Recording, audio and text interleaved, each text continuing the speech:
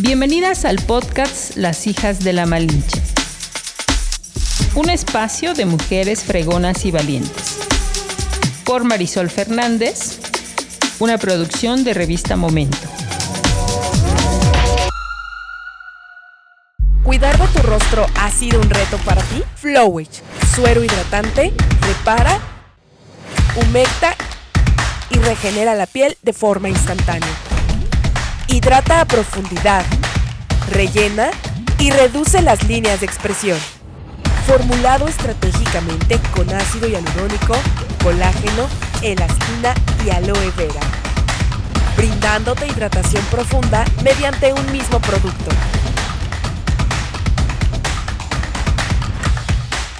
Cuidar de tu piel nunca fue tan fácil. Hola, ¿cómo están? Pues muy contentas nosotras aquí en el estudio porque vamos a dar inicio con nuestra 10ª temporada de Las Hijas de la Malinche y también dentro de pocos días estaremos festejando, así es que ya ustedes verán por ahí nuestra invitación en redes.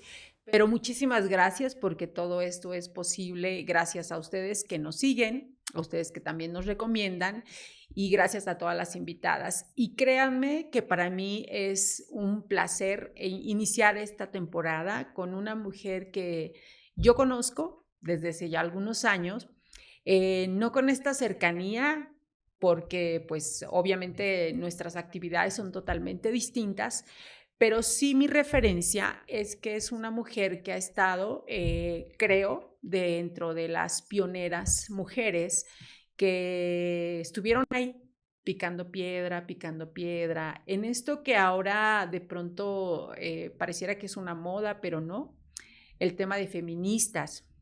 Entonces, de verdad estoy muy agradecida porque arranquemos con una invitadaza el día de hoy y les voy a decir quién es y un poquito de su preparación. No puedo leer todo porque nos llevaríamos parte del podcast, pero sí es importante conocerla. Bienvenida a la doctora Dora Rodríguez Soriano. Doctora, muchas gracias. ¿Cómo estás? Muchísimas gracias, muy complacida y agradecida de estar en este espacio. Muchísimas gracias. Bueno, pues como les decía, voy a leer. Dice, doctora en Sociología por la Benemérita Universidad Autónoma de Puebla, doctorante en Derecho Electoral por el Instituto de Investigaciones y Capacitación Electoral del Tribunal Electoral de Jalisco, maestra en Ciencias Sociales y licenciada en Trabajo Social por la Universidad Autónoma de Tlaxcala. Un pequeño resumen como en dónde ha estado este trabajo que ha hecho ella, no sé, quizá en los últimos 30 años, en los últimos 20 años, estaríamos hablando más o menos de esa época. Ha colaborado en la incorporación de la perspectiva de género en diversos organismos autónomos, primero en la Universidad Autónoma de Tlaxcala. Junto con otras académicas, fundaron el Programa Universitario para la Autorrealización y la Igualdad de Género, la Maestría en Estudios de Género, la expedición de títulos con lenguaje incluyente, entre otros. Posteriormente, en órganos electorales, en el Instituto Tlaxcalteca Electoral, estuvo al frente de la Comisión de Equidad de Género, después de Igualdad de Género, desde la que impulsó la adopción de un protocolo para prevenir y atender la violencia política contra las mujeres, paridad de género, las medidas afirmativas para grupos en desventaja, LGTBIQ+, juventudes, comunidades indígenas. Posteriormente, en el Tribunal Electoral del Poder Judicial de la Federación, como secretaria de apoyo, subdirectora de Transparencia y Acceso a la Información. En el Instituto Electoral del Estado de Hidalgo como subdirectora de capacitación y actualmente en el Tribunal Electoral de Tlaxcala, desde la Dirección de Capacitación y Enlace Institucional, con 3 proyectos prioritarios. La Red Interinstitucional en Atención Integral a Mujeres en Situación de Violencia Política, la Defensoría Pública y la creación de la Maestría en Derecho Electoral y la elaboración de estudios antropológicos de las comunidades indígenas de Tlaxcala. O sea, sí o sí, vea usted la relación que tiene con el tema de las mujeres, insisto, desde hace bastantes años. Y esta mirada que yo tengo de ella, justamente, yo insisto, creo que es una de las pioneras en el Estado en abordar estos espacios y estos temas. Así que ustedes díganme si no, es una invitada para iniciar esta 10ª temporada. Y a mí me gustaría iniciar esta charla, doctora, preguntarte, porque además estamos en una coyuntura muy importante en nuestro país. Tenemos a la primera presidenta mujer que no sé si, creo que con esta pregunta voy a iniciar. Cuando tú empiezas con todo este trabajo, ¿te imaginaste ver a una presidenta en nuestro país? ¿Lo pensaste? Bueno, pues sí, claro que sí. Y lo hacía porque teníamos ya un referente. Cuando yo entré a la Universidad Autónoma de Tlaxcala a estudiar, salía el exgobernador Tulio Hernández y entró en funciones la gobernadora Beatriz Paredes Rangel. Entonces, claro que para la sociedad tlaxcalteca es un referente muy fuerte, ¿no? Sí, claro. Si nos imaginamos, si teníamos en ese momento una gobernadora, pues sí, en el horizonte estaba que hubiera incluso ella podido llegar a ser la primera presidenta. Sí, porque incluso estuvo en el país. Escenario, ¿no? Ahí, sí. O sea, exacto. Entonces, también por los otros referentes de la exgobernadora Griselda Álvarez también, ¿no? Que ya era un referente. Entonces, sí, como en el horizonte estaba que una mujer pudiera llegar a esta primera posición, y la más importante me parece en el país, sí.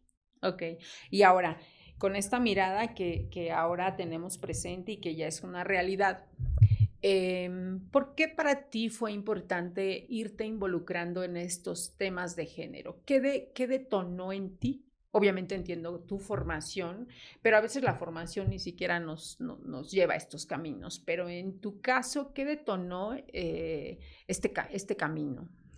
Pues yo creo que fueron como varios elementos. Mira, la primera, y creo que es la que en muchas ocasiones te va generando el interés, pues es tu propia historia familiar, tu propia historia personal. Vivimos en una sociedad que está estructurada en relaciones, que produce relaciones jerárquicas y por lo tanto es, digamos, la base, lo que genera, lo que permite que haya abuso por parte de una persona que tiene, digamos, poder sobre otra o sobre otras personas, lo que genera la violencia. Entonces, por supuesto, yo viví en contextos de violencia a lo largo del ciclo de mi vida, en diferentes espacios. Entonces, eso fue como permeando un poco en mí. Luego, pues, estudio trabajo social, estudio sociología, y eso te va generando una mirada distinta de las cosas que ocurren en la sociedad. Y luego, desde el área de sociología, pues recibimos esta invitación para participar en una organización civil. Y ahí empezamos a tener esta formación en perspectiva de género que finalmente, digamos, afinó nuestra mirada de la forma en que explicábamos lo que ocurría en nuestra sociedad, ¿no? Así fue que yo me fui inclinando entonces por las cuestiones de interés de saber por qué las mujeres estábamos sometidas en diferentes espacios, por qué nos costaba más trabajo llegar a donde anhelamos llegar, por qué nos sentimos tan cansadas en el día a día, pues porque nos topamos con esas estructuras en algunas ocasiones invisibles, ¿no? Que te detienen, que te implican un paso más firme, un paso más contundente. Entonces, es así que yo empiezo a interesarme por ese tema. Luego, la realidad que vivimos en Tlaxcala, una realidad de un contexto sumamente violento para las niñas, para las adolescentes, para las mujeres en nuestra entidad, ¿no? No es nuevo esto. Yo empecé a trabajar en esta red de derechos sexuales y reproductivos en el año 2003. acompañábamos a niñas, a jovencitas menores de 15 años que habían sido víctimas de violencia sexual, ¿no? Que enfrentaban embarazos forzados. Claro. Y que eso limitaba sus posibilidades de desarrollo. Entonces, eso fue como orientándome un poco a optar por este camino, ¿no? Ok. Y ahora, una vez que tú conoces esta realidad y que, como tú dices, desafortunadamente tampoco ha cambiado mucho el escenario, porque justamente, doctora, uno de los trabajos con los que nosotros ganamos un premio este año fue con un trabajo que hicimos con DDCER. Muy bien. Un registro que hicimos en este trabajo que ellos hacen arduamente y que de verdad yo reconozco todo el trabajo que hace la doctora Rosario. Y justamente es ese registro de estas violencias que hay en estos contextos de la niñez de nuestro estado y que pues es normal, ¿no?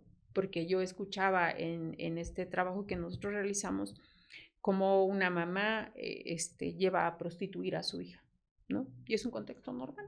No hay otra cosa más que forma parte de la cotidianidad en algunas comunidades de nuestro estado, ¿no?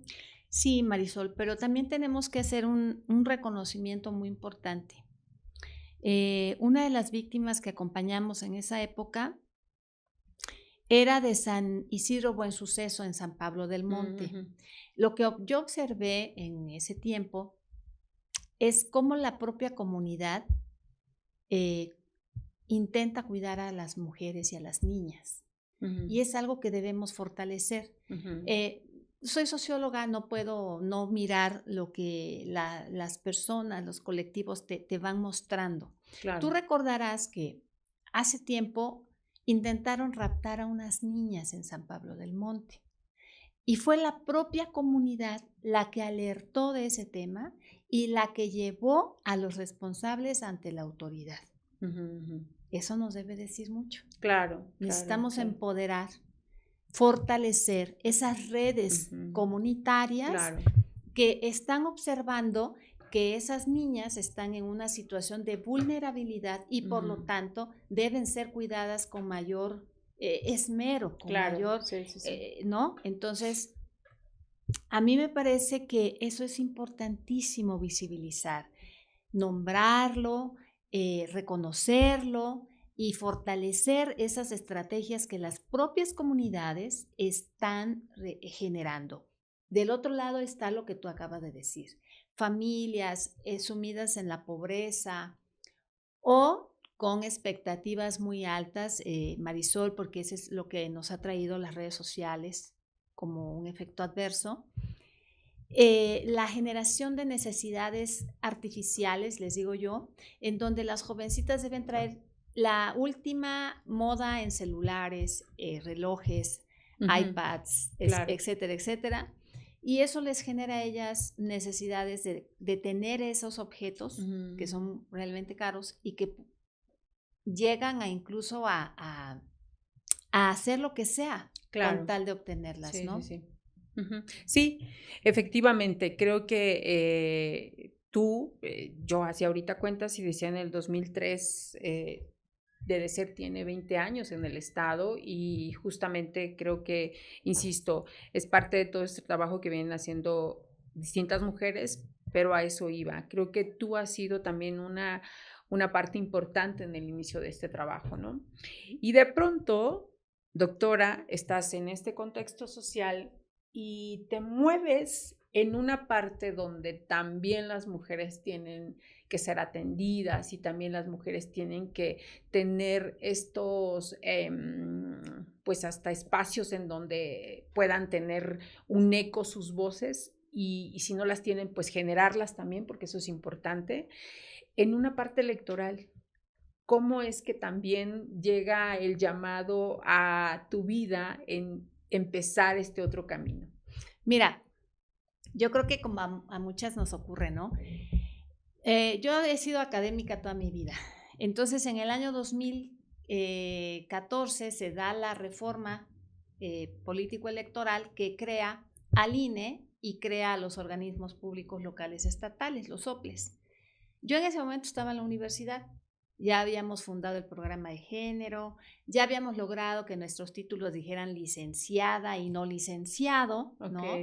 Porque como bien dice la presidenta, nuestra presidenta Claudia Sheinbaum, lo que no se nombra no existe. Y esa es una postura ideológica desde el feminismo, ¿no? Cuando dicen la Real Academia no reconoce, no es una cuestión de gramática, es una cuestión político-ideológica, de decir aquí estamos, estas somos, y se tiene que nombrar con A. Bueno, ya habíamos logrado eso y habíamos logrado además la creación de la maestría en estudios de género. Entonces, veo la reforma y veo una posibilidad de incursionar en ese ámbito, porque si tú ves los requisitos de las convocatorias, Marisol, para ser consejeras, están muy cargadas a la parte académica. Te piden que elabores un ensayo. ¿Quiénes tenemos experiencia en hacer ensayos? Pues las académicas, porque los hacemos y los calificamos, ¿no? Te hacen un examen, nosotras todo el tiempo estamos estudiando. Entonces, yo digo, me voy a postular, a ver qué tal me va. Ya me había postulado cuando el Congreso hacía los exámenes. ¿No? ¿Y cómo con total opacidad, etcétera, etcétera. Pues me iba muy mal, claro, porque yo era académica, pues, ¿no? Entonces, me presento a la convocatoria y obtengo las mejores calificaciones, ¿no? Claro, porque sabemos estudiar, porque sabemos hacer ensayos. Y bueno, entonces llego mediante un concurso público y teniendo las calificaciones más altas, ahí siguen las calificaciones en la web, nuestras entrevistas, todo fue público y es así que llego a ese espacio, ¿no? No fui muy bien recibida, pero me ha ido muy bien. Creo que me ha ido muy bien, me gustó, vi áreas de oportunidad como fortalecer la autonomía de las mujeres para poderse incorporar. Tenemos un marco legal que dice que debemos ser la mitad hombres, la mitad mujeres, ocupando espacios de poder y en el ejercicio del poder, no porque seamos más capaces, igual de capaces, sino porque es nuestro derecho, ¿no? Ya luego la evaluación vendrá después, pero por derecho, ahí estamos ya. Vi cuestiones de discriminación para poder cumplir con la paridad de género, que fue un principio constitucional que se incorporó a la Constitución, por eso es principio constitucional, desde el 2014. Y es algo que sigue siendo un reto importantísimo, porque yo no voy a dejar de repetirlo y los partidos políticos se enojarán mucho conmigo, pero es una vergüenza que después de 10 años, porque la paridad de género tiene en la Constitución 10 años, ¿no? Se aprobó en 2014, estamos en el 2024, que en este último proceso electoral un solo partido de los 12 que hay en el Estado haya cumplido con la paridad de género y le hayan aprobado sus solicitudes de registro de candidaturas. El resto no las cumplió. Entonces, cuando yo empiezo a ver, hay problemas para la participación de mujeres, para que las mujeres que participen lo hagan en contextos libres de violencia. De que tenemos 94 comunidades indígenas que sobreviven a pesar de todo lo que se ha hecho para desaparecerlas, ¿cómo garantizamos que su participación sea adecuada a sus sistemas normativos propios? ¿Cómo hacemos para que la comunidad LGBT tenga una genuina representación? Entonces, fueron temas que me fueron llamando y que fui trabajando, estudiando, documentándome con los criterios que habían emitido ya la Sala Superior del Tribunal Electoral Federal y del propio Instituto Nacional Electoral. Entonces, por ahí me decanté, ¿no? Esos fueron los temas que hasta la fecha vengo impulsando. Ahora, tienes dos escenarios. Uno, el propio, el que has vivido y que también te has topado con estas violencias. ¿Hay algún evento que realmente a ti en ese momento te puso y te dijo, esto es violencia, pero no solamente que tú la reconocieras, sino que también fuera un factor para que tú te pudieras retractar o decir, mejor no? Es que mi problema es que soy muy necia, querida Marisol. Entonces, claro, yo viví una situación muy, muy problemática. A eso me refería cuando dije que no fui bien recibida. Fui discriminada, ¿no? Fui sujeta de conductas violentas en el Instituto Tlaxcalteca de Elecciones, y yo dije, pues tengo de dos sopas, ¿no? Una, retraerme y hacer que no pasa nada. Claro. Que no era congruente con lo que yo venía trabajando desde mucho tiempo atrás y en diferentes espacios. Y la otra era enfrentarme con mis recursos, con mis conocimientos. Yo dije, a ver, tú siempre has dicho que las mujeres se tienen que defender de la violencia de las que son sujetas, pues ahora te toca a ti, ¿no? Porque no puede ser que tú promuevas eso y tú misma no te defiendas. Claro. Sí. Y como se dice coloquialmente, dije, pues a ver de a cómo nos toca, ¿no? Que a mí me parece que es algo que yo he venido impulsando los últimos años, Marisol. Sí, las mujeres que vivimos violencia somos víctimas, pero también tenemos una agencia, una capacidad de resignificar, primero entender por qué nosotras, ¿no? Porque estamos sumidas en un contexto en donde, de acuerdo a las estadísticas de la encuesta que hace el INEGI, pues 7 de cada 10 mujeres vivimos una situación de violencia. Sí. Alguna vez en nuestra vida. Entonces yo dije, pues yo estoy en una de esas 7, ¿no? Y entonces decidí echar mano de lo que la ley establece ya como elementos para tu defensa cuando participas en estos ámbitos político-electorales y tus derechos son violentados, ¿no? Entonces he recurrido a diferentes instancias, recurrí en ese momento y fue lo que permitió que la violencia se detuviera un poco, ¿no? Y continuar pues con mi trabajo. Me resultó bien, creo que fue bueno, porque además, Marisol, cuando tú te defiendes, las personas de tu entorno aprenden que ese es un camino. Te siguen y dicen, bueno, si por aquí fue que hizo esto y la sala superior determinó tal cosa, pues yo también ahora puedo transitar por ese camino, por esa vereda, ¿no? Dependiendo de qué tan transitada ya esté.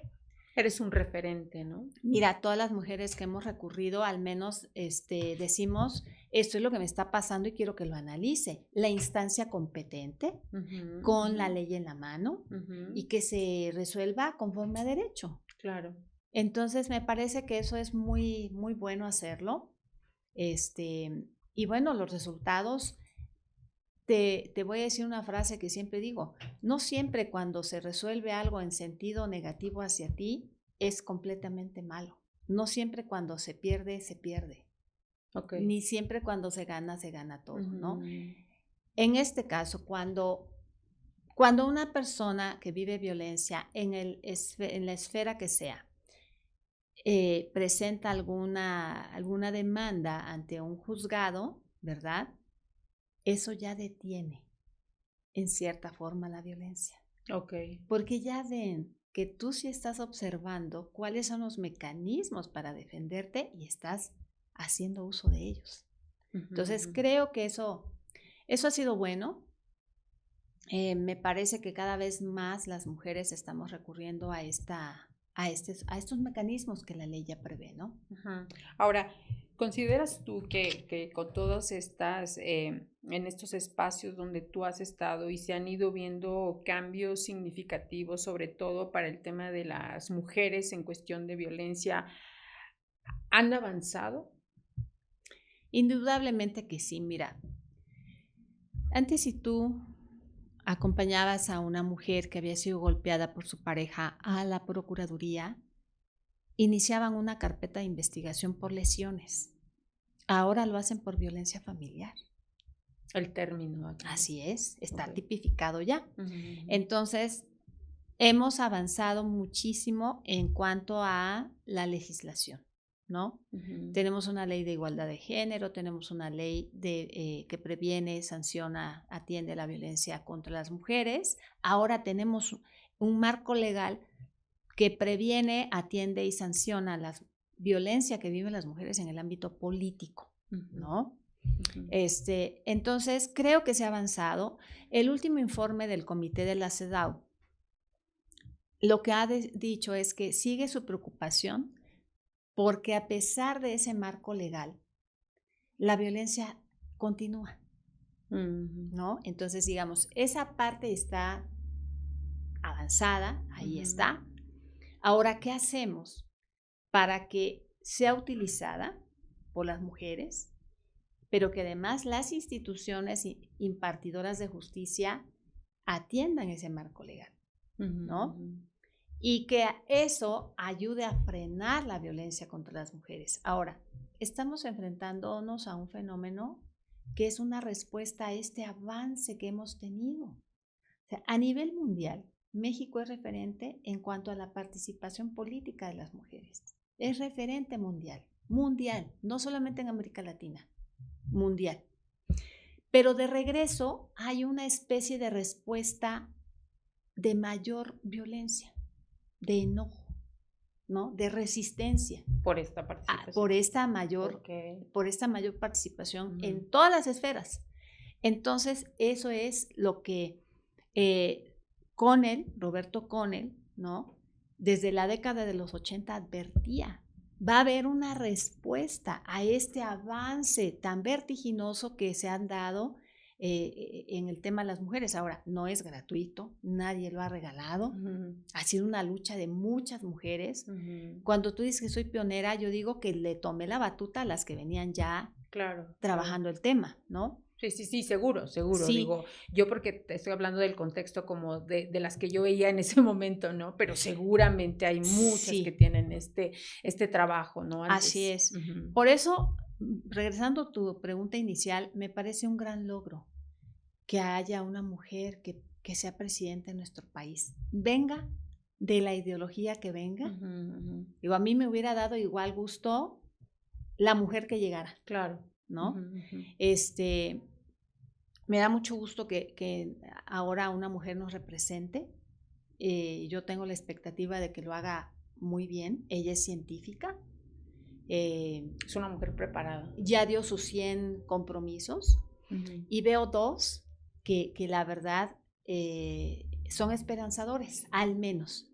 La creación de la Secretaría de la Mujer, porque eleva a rango de secretaría un tema que pues seguramente la llevó a ella a estar en donde está, en buena medida. Sí. Y la otra es nuevamente la apertura, lo que ella le llama estancias del bienestar infantil. ¿No? Son las guarderías. Claro. Sí. Entonces, eso marca una distancia respecto del expresidente López Obrador, ¿no? Que Sabina Berman decía que tenía una mota en el ojo que no le dejaba ver con perspectiva de género. Entonces, yo veo esos 2 elementos que a mí me permiten decir que vamos a esperar cómo ella ahora plasma en su Plan Nacional de Desarrollo este objetivo y con qué metas, ¿no? Pero de inicio me parece que son muy buenos mensajes para nosotras, para las mujeres. Ahora, a mí me gustaría vincular esta pregunta un poco con lo que mencionaste hace ratito, un poco la vergüenza de la actuación de los partidos políticos y creo, o no sé si tú me lo confirmas, esta resistencia de la violencia. Es decir, ¿qué papel están jugando los partidos políticos para seguir ejerciendo violencia, sobre todo contra las mujeres? Mira, hace algunos años un partido político me invitó a darles una charla sobre paridad de género a su puro comité directivo, ¿no? Y en conclusión lo que yo les decía era, ¿qué es lo que viene en el horizonte con la paridad de género? Formar cuadros de mujeres competitivas. Los partidos ganan con votos y las elecciones se ganan con votos. Bueno, hay que hacer competitivas a las candidatas. ¿Y para qué se necesita? Crear cuadros de mujeres que puedan generar discursos, que tengan líneas discursivas de una agenda de mujeres, ¿no? Que les apoyemos en el desarrollo de habilidades, capacidades y aptitudes para hacer políticas. Y eso es lo que yo no veo. hay una gran resistencia a reconocer que eso está en la ley y no hay manera de darle vuelta. Te dice algo que algunas mujeres candidatas a presidentas municipales hayan obtenido un voto o ningún voto en este proceso que recién acaba de pasar. Claro, pues sí es una lectura. Las pusieron de relleno, fueron mujeres no competitivas, fueron mujeres que no recibieron ningún apoyo del partido, cuando en este estado tenemos un porcentaje superior al doble de lo que hay a nivel nacional. A nivel nacional, de las prerrogativas que recibe un partido político, el 3% debe destinarse a fomentar el liderazgo político de las mujeres. En Tlaxcala es el 6%. ¡Wow! Impulsado por mujeres diputadas. Entonces, lo que te da a entender, lo que es evidente a todas luces, es sí, pero no. La ley dice que todos los partidos políticos deben hacer públicos los criterios para garantizar el cumplimiento de la paridad de género. Te invito a que te revises las páginas web de cada partido a ver cuáles los publicaron. Porque si en la realidad no cumplieron, yo no creo que ni siquiera los hayan publicado. No los tienen, Sí, ¿no? sí, sí. No ha habido un proceso democratizador de armonizar la innovación en la ley desde hace 10 años, que eso es lo grave, ¿no? Es desafiante de la ley que los partidos políticos, con un camino recorrido de 10 años, no hayan entendido que tienen que incorporar mujeres a sus filas y no precisamente en las bases en donde sí están, sino en los espacios de toma de decisiones, es decir, claro, elegir un grupo, ¿verdad?, que pueda ser competitiva.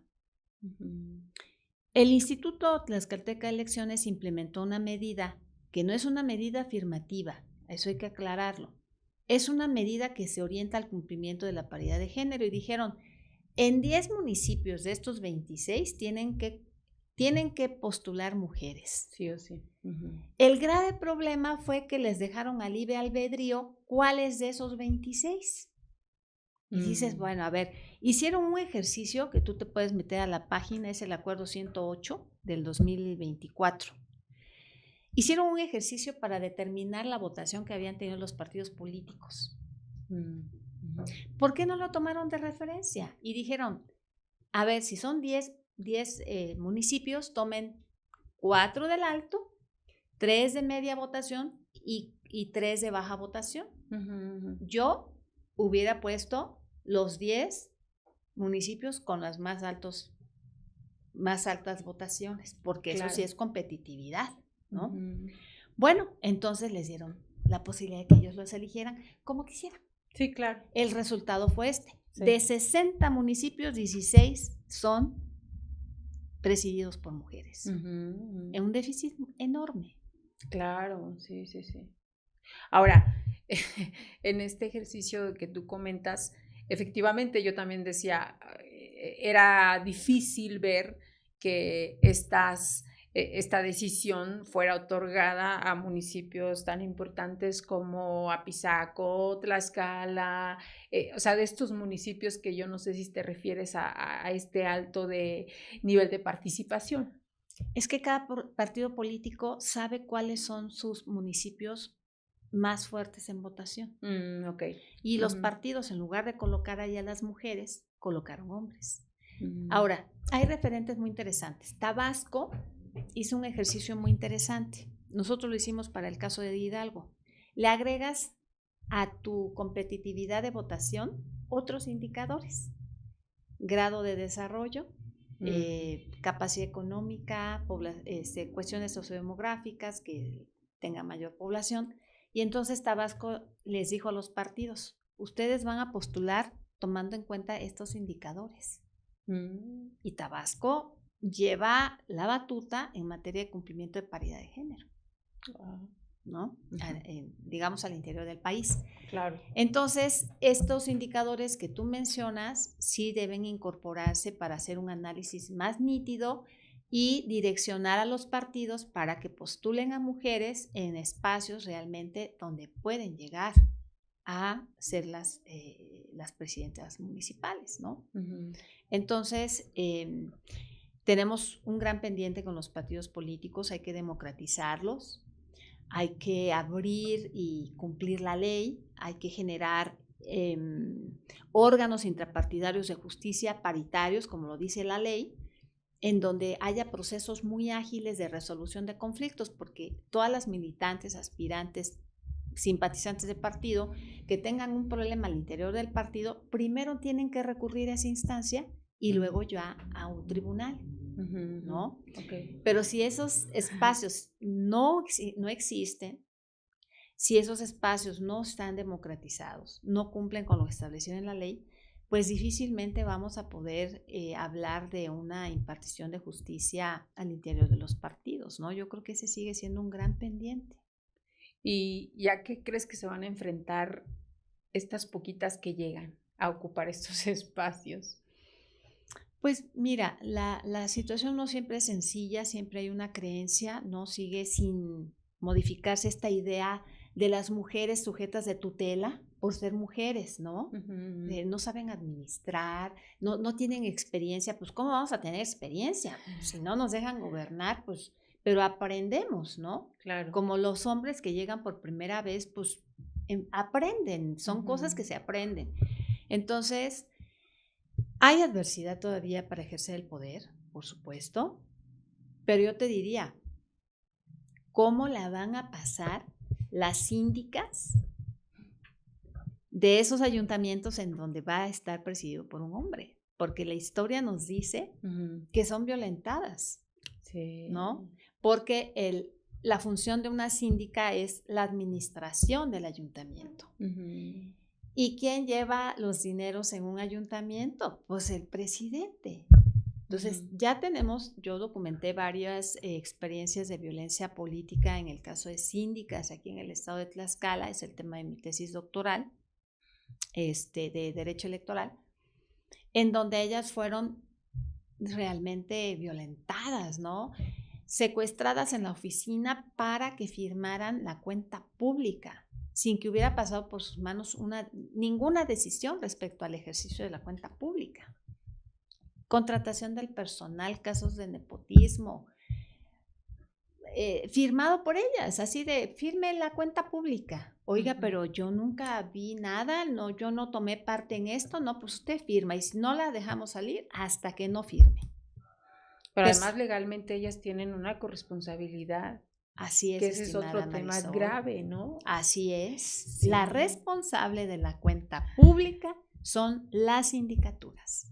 Sí, claro. Sí. Entonces, yo creo que eso va a permear todavía en el contexto del Estado. Sí. Justo en el trienio pasado yo tuve justamente el testimonio de una síndica en donde recién llegó y no diré nombre, pero ella decía, mi escritorio está fuera de las instalaciones de la presidencia, no tengo acceso. Así es. Y yo estoy aquí, amenazada, en que mi único trabajo es este. Entonces, es la violencia a la que se van a enfrentar, como tú decías, ahora la mayoría de las síndicas, porque pues la mayoría son presidentes municipales, ¿no? Claro. Ahora, Marisol, tenemos un camino ya larguito, ¿no? ¿Qué puede hacer una síndica o una presidenta municipal?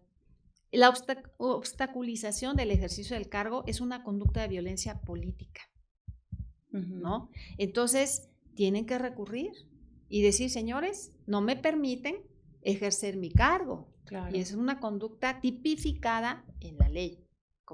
Ahora, siempre hemos transitado por los tribunales electorales, pero la violencia política está tipificada como un delito, o sea, pueden ir a la fiscalía, ahora fiscalía, y presentar una denuncia penal. Entonces, hay que hacerlo. O sea, hay que recurrir, hay que transitar por ese camino que ya ha sido abierto por otras mujeres, ¿no? Que se atrevieron a decir, oigan, no me dan mi salario, no tengo asistente, me obligan a que ellos me nombren al personal que va a estar a mi cargo, no me dan los insumos para trabajar, no me dan la información, ¿no? No tengo una oficina, me secuestraron para poder obligarme a firmar. Y mira, se dio otro fenómeno también. Fincar responsabilidades porque dejó de firmar algún documento. Claro, pero tomen en cuenta el contexto en el que se dio. Claro. ¿No? Sí. En decir, yo no firmo nada. ¿Por qué? Porque no me dan garantías del ejercicio de mi cargo. Entonces, cuando ha habido ese tipo de casos, siempre les digo, bueno, ¿cuál es el contexto? El contexto de discriminación y de violencia contra ellas, uno va a entender. Ahora, no traten de justificar la violencia porque dejó de firmar.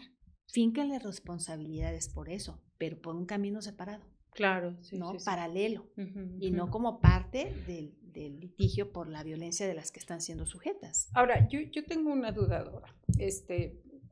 Yo soy presidenta municipal, o soy síndico, o incluso regidora, ¿no? Sí. Pero esta información, porque un poco te iba a decir que cuál sería el llamado, y tú lo acabas de hacer, de que acudan a las instancias correspondientes, pero no conozco esta información.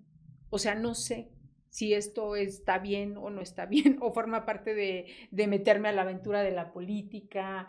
O sea, ¿cómo hacerle para justamente llevar esta información a todas estas mujeres y que puedan tener como este contexto, pues de alguna manera legislativo, Sí. ¿no? De que yo pueda o tenga la información para poder actuar y para poder no estar en esta angustia, decir me van a meter al bote y entonces mejor firmo, ¿no? Sí, mira, primero pues informarnos, ¿no? En la página web del INE viene un apartado que dice igualdad, INE Igualdad, y ahí vienen todos los protocolos, las leyes, vienen infografías en donde rápidamente te dan idea de qué puedes hacer. Okay. Pero la otra figura muy importante es la defensoría, las defensorías que se están creando. El Tribunal Electoral del Poder Judicial de la Federación tiene una, nosotros en el estado de Tlaxcala acabamos de crear una, ¿no? Una defensoría, entonces pueden acudir a pedir orientación a estas defensorías. La del Tribunal Federal tiene una línea telefónica a la que pueden llamar y para pedir asesoría. Y en nuestro caso ya podemos también acudir al tribunal a recibir orientación y asesoría de lo que están pasando y nosotros poderles decir cuáles son esos derechos y cuáles son los mecanismos para poder acceder a ellos, ¿no? Pero sí implica un proceso de mayor difusión. Claro, sí, porque yo insisto, digo, seguramente habrá muchas que sí tienen la información, pero otras tantas que de pronto no tengo ni idea de dónde pueda acudir o insisto, esta presión de amenazas que seguramente se da, ¿no? Porque pues tú lo acabas de decir, tienes testimonios en donde seguramente hay esta narrativa, ¿no? De amenaza, de presión, de no de dejarte trabajar, de decir, pues, ni modo, esta es tu chamba y ahora tienes que firmar, ¿no? Ahora, nosotros en el Tribunal Electoral Local generamos una red de atención interinstitucional, de tal manera que si la persona llega al Instituto Estatal de la Mujer, esa es la puerta de entrada a la red. Y se le va a brindar una atención integral desde el punto de vista psicológico, médico, legal, porque hasta ahorita a nivel nacional solo se atiende la parte legal, pero la violencia genera un impacto en la salud física y mental, ¿no? Claro. Entonces hay que atender integralmente. Entonces tenemos la red, tenemos las defensorías, a través de las cuales se puede solicitar información. Específicamente, ¿ese es el trabajo en el que estás enfocada ahorita? Así es. Primero, generamos esta red, ¿no? de atención en donde todas las instituciones que estamos involucradas, y te voy a decir algo, es inédito lo que estamos haciendo en Tlaxcala. ¿Por qué? Porque en ningún otro estado del país están vinculadas las autoridades electorales con las de salud, por ejemplo, o con la de Procuración de Justicia. Aquí estamos articulada la Fiscalía, la Secretaría de Salud, el Instituto de las Mujeres y las autoridades tanto administrativas como jurisdiccionales electorales. De tal manera que si el tribunal recibe a una mujer que está solicitando que se le oriente por la violencia de la que ha sido sujeta, pero la vemos tan afectada en su salud física como mental, pueda ser referida a los servicios de salud.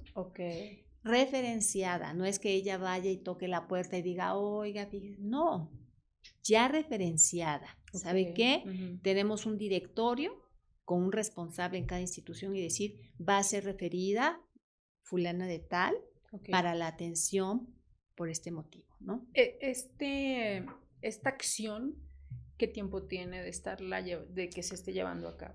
Tenemos, fue aprobada a finales de mayo de este año.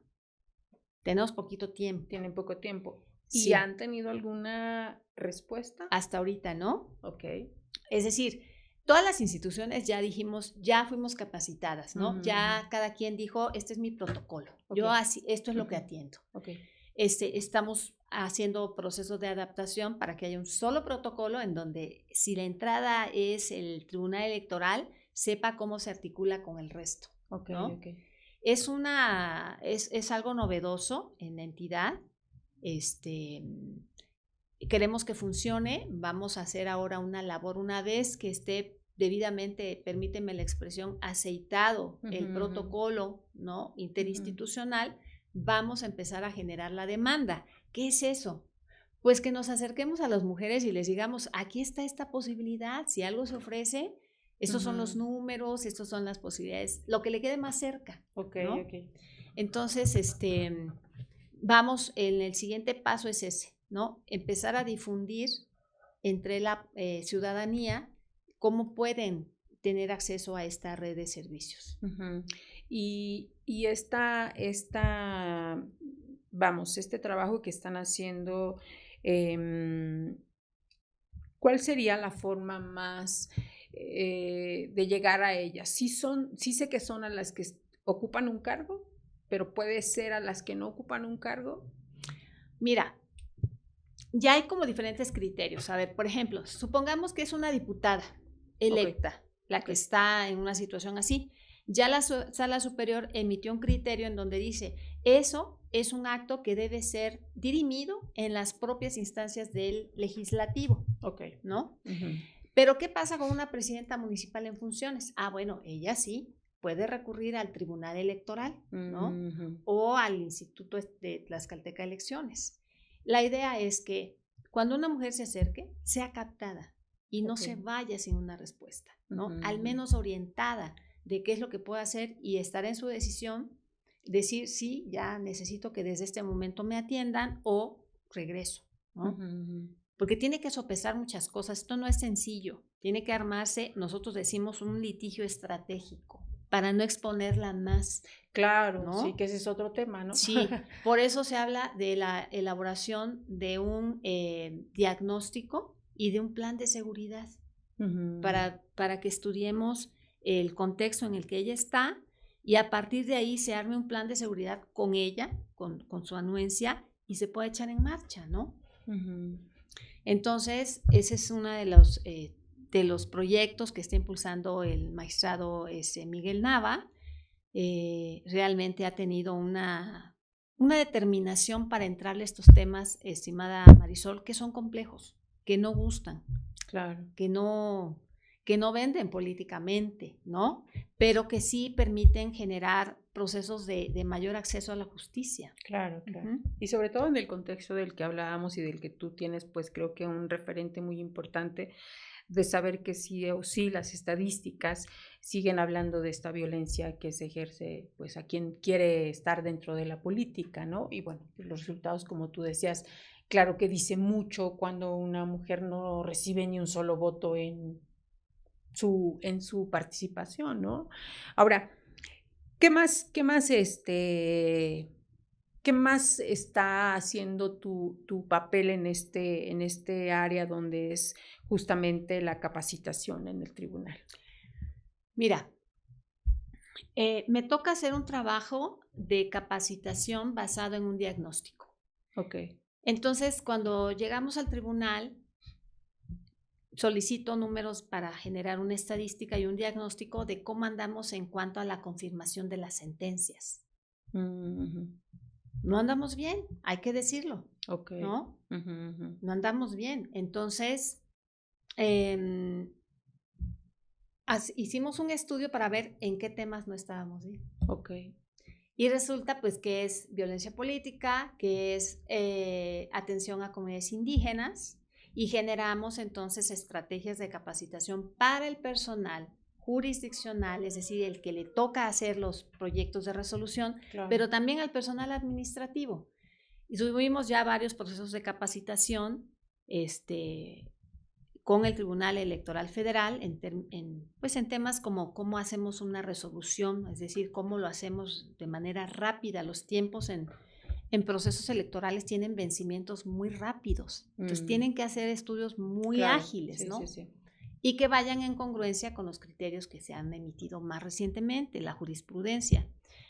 También dijimos, volteemos a ver a las comunidades indígenas. El tribunal local estaba pidiendo peritajes antropológicos para conocer el contexto de las comunidades indígenas que recurrían al tribunal en busca de justicia electoral, pero un peritaje antropológico pedido en 2 días o 10 días realmente no te da las herramientas del contexto en el que tú debes definir cómo se debe resolver. Claro, ¿no? Las comunidades indígenas tienen una cosmovisión completamente distinta a la occidental. Sí, Nosotros tenemos una visión occidental, pero estas comunidades es distinto. Entonces, tuvimos unas jornadas de antropología jurídica y peritaje antropológico súper exitosas.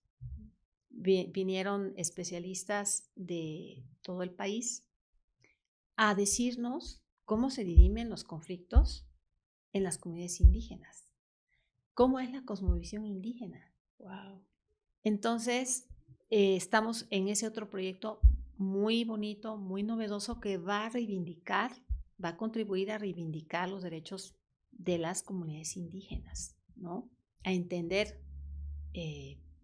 cómo es la dinámica, cómo se organizan, que es completamente distinto. Por decirte un ejemplo, en el sistema de partidos políticos se vota y cada persona, cada ciudadano es un voto. En algunas comunidades indígenas el voto se ejerce por unidad familiar. Entonces se vota por familia. Y se vota si has cumplido con todas tus obligaciones. Claro, si has cumplido con tus faenas, que en términos de la comunalidad se le llama tequio. Entonces, si has cumplido con tus faenas, si has pagado tu agua puntualmente, si has cumplido con tus obligaciones como integrante de una comunidad indígena, tienes derecho a votar. Así debería aplicar para todos. Exactamente. Si entonces aspiras a un cargo, a ser presidente de tu comunidad, y es una comunidad indígena, debiste pasar por una serie de cargos. Ellos tienen un sistema de cargos cívico-religiosos, no eclesiásticos, no se debe confundir, cívico-religiosos. Entonces se empieza por ser topil, que es como un mandadero, es el que lleva los citatorios, etc. Y vas haciendo varios cargos para que tú des muestra a tu comunidad de que tienes capacidad de servir a tu pueblo. Porque además esos cargos, a diferencia de lo que pasa en el mundo occidental, no se pagan. No se pagan. Es un servicio que tú le das a tu comunidad. Claro, sí. Entonces, ese es otro proyecto que traemos. Como Horizonte nos hemos planteado hacer un estudio antropológico de cada comunidad indígena. Por favor, cuando lo tengas, compártelo. Claro que sí, es un proyecto muy ambicioso. Cuando se lo planteamos a Lina, ha sido muy bien recibido. Su titular, el maestro José Vicente Herrera, es una persona extraordinaria. Inmediatamente dijo, sí, claro que lo vamos a hacer. Es muy ambicioso lo que se ha trazado, pero creo que lo podemos empezar. Sí.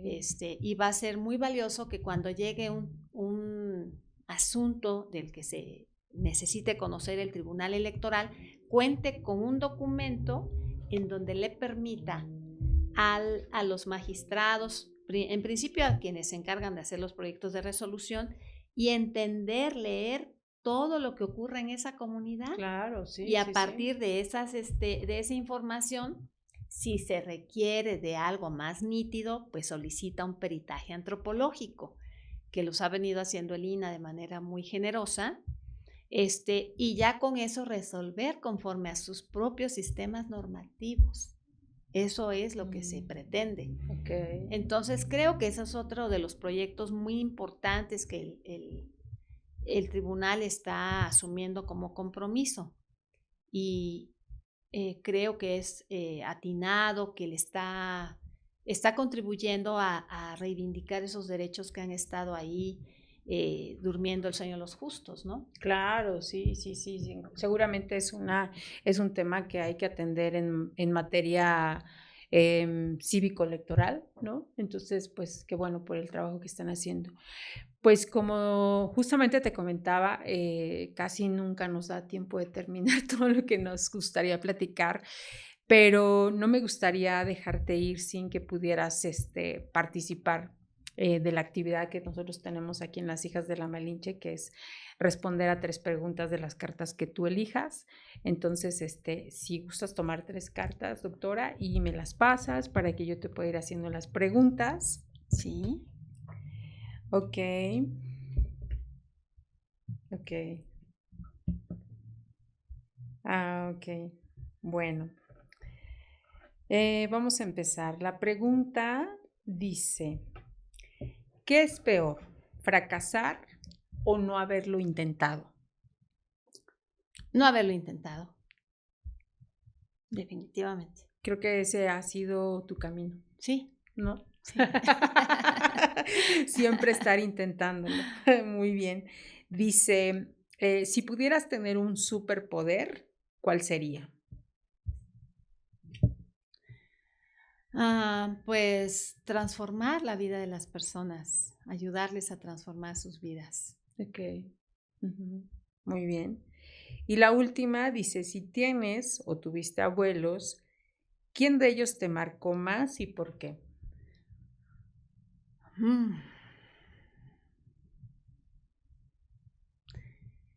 Es una pregunta difícil para mí porque yo no podría decir que mis abuelas, alguna de ellas me marcó más. Las 2 tuvieron la adversidad de haber quedado viudas, muy jóvenes. Entonces, de ellas tengo el ejemplo de que las mujeres trabajan.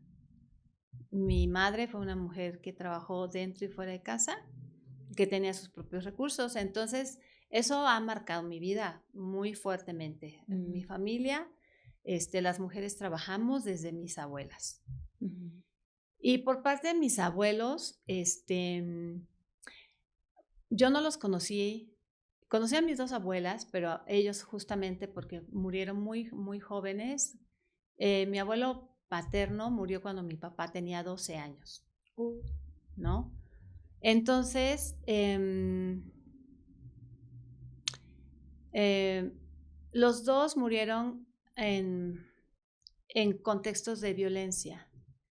Y yo he tratado de que eso sea un referente, primero para mi entorno inmediato. Siempre les digo a mi familia, yo creo que la violencia debe ser un componente que ya no debe formar parte de nuestra historia como familias, como personas, ¿no?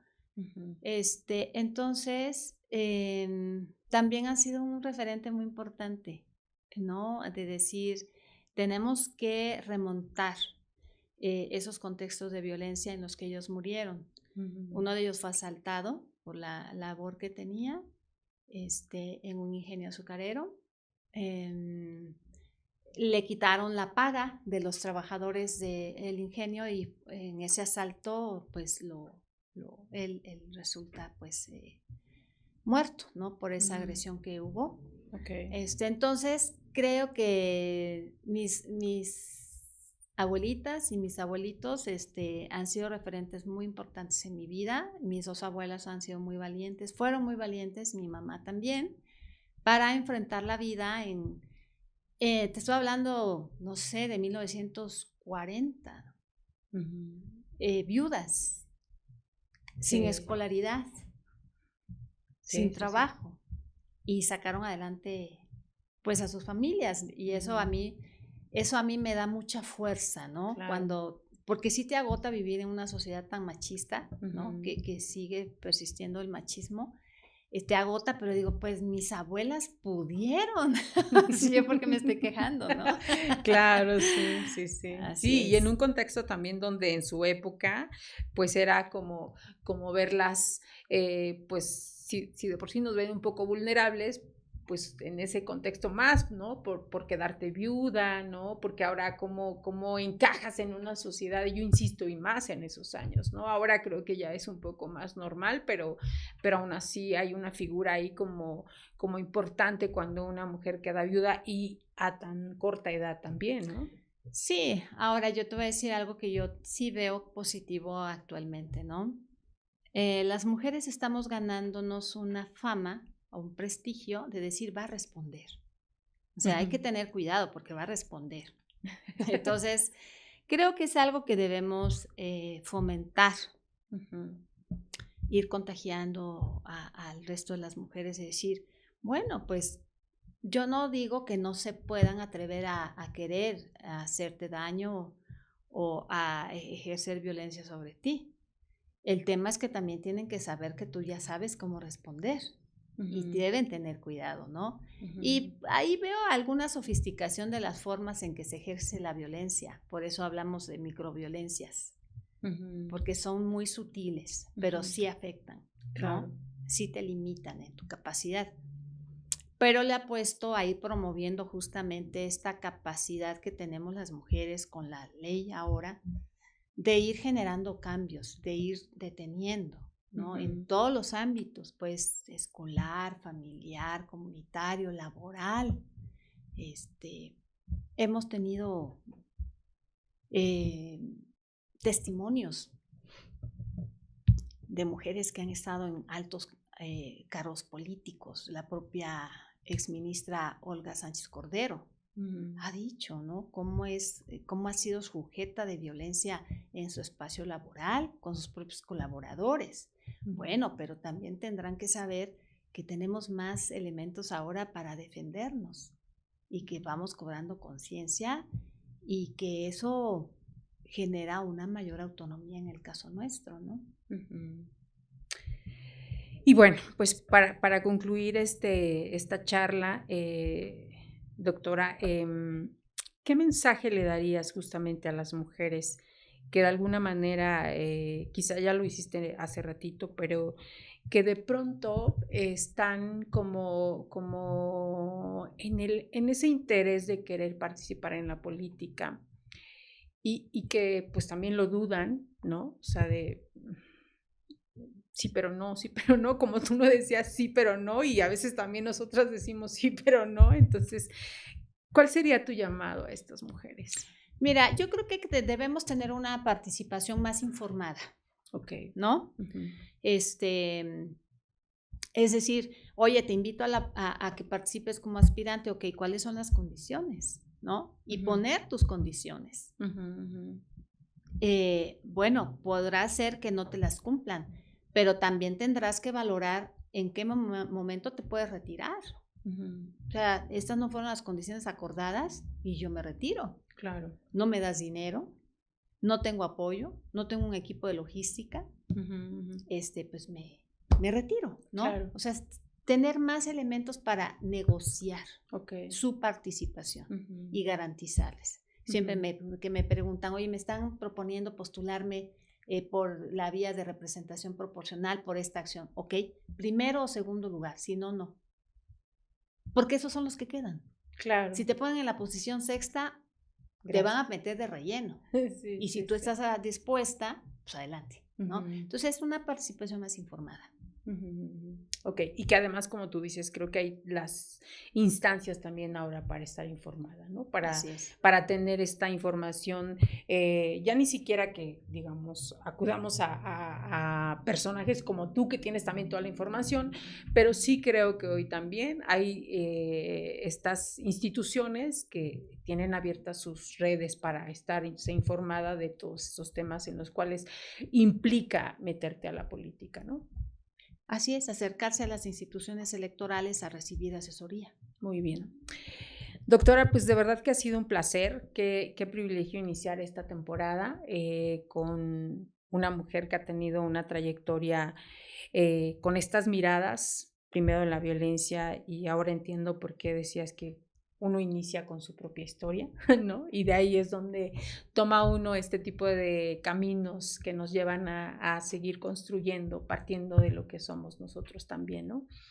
Entonces, pues muchísimas gracias por estar en este espacio, gracias por compartir, porque siempre es importante seguir aprendiendo y darnos cuenta que los espacios que están ocupando mujeres como tú, pues también son ganados y son como tú decías, con una responsabilidad siempre de estar dispuestas a demostrar que uno puede estar en esos espacios, ¿no? Así es, pues un privilegio. Muchísimas gracias. Estoy muy agradecida contigo por la invitación. No, al contrario, muchísimas gracias y gracias también a ustedes. Gracias al equipo de producción que ya estamos de regreso. Tomamos un pequeño descanso, pero estamos de regreso. Gracias a Patti, a Lili, que están aquí con nosotros y que son también parte responsable de llevar a cabo esta producción de estos podcasts. Gracias también a Lía, que hoy nos hizo favor de traernos el café para el día de hoy para nuestra invitada. Un saludo a Ale Moctezuma y gracias a Israel Islas, que fue el encargado hoy de mi producción, de mi peinado y toda la cosa. Entonces, un saludo, Israel, muchísimas gracias. Gracias a ustedes porque esto no sería posible de verdad sin que compartan en redes, sin que hablen en redes, de sugerirnos también, de ponernos en referencia de este espacio. Este espacio es para mujeres fregonas y valientes, así es que nos saludamos en el próximo episodio que ya verán, tenemos ya una lista muy interesante de mujeres que están haciendo trabajos increíbles desde sus espacios. Así es que tengan un excelente tarde, mañana, noche, no sé en qué momento lo van a escuchar, pero nos saludamos próximamente. Muchísimas gracias. Bienvenidas al podcast Las Hijas de la Malinche, un espacio de mujeres fregonas y valientes. Por Marisol Fernández, una producción de Revista Momento.